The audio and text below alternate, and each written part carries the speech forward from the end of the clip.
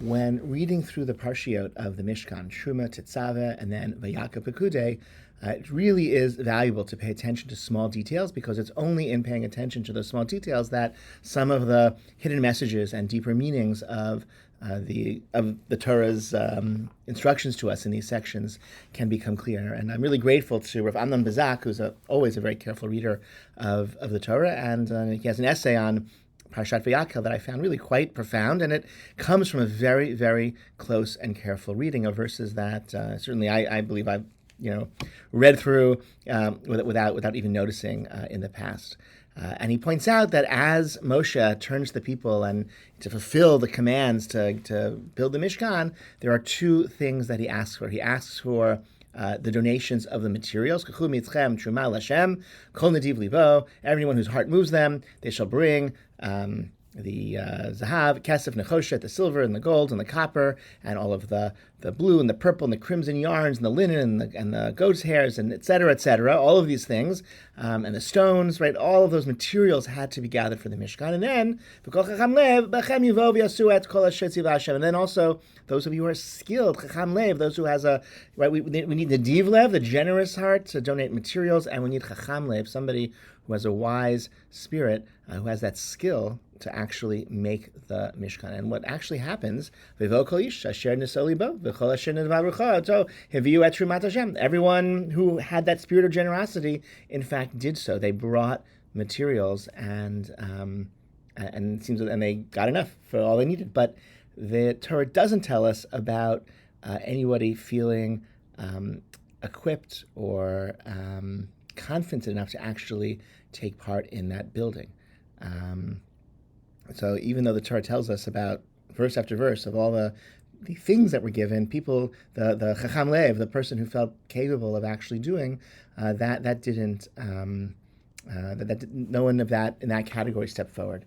And so Rav Bazak notices that when God speaks to Moshe and talks about Betzalel and Aholiav as being the two individuals who will be in charge of the construction, that they were filled with the spirit of Chochmah, Utvuna, V'dat, this divine spirit of skill, ability, and knowledge of every kind of craft to actually do the construction.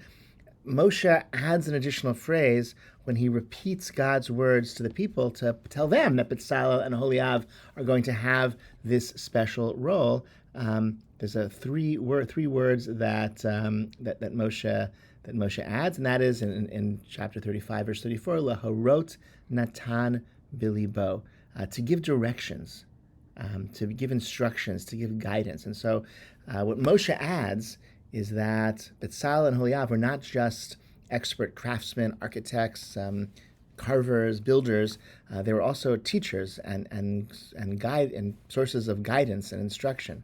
And with those three words that Moshe adds in chapter 35, verse 34, that seems to have done the trick. And we see in the next chapter that Moshe calls Betzalel and Aholiav et kol ish chacham lev asher natan Hashem chochmah libo.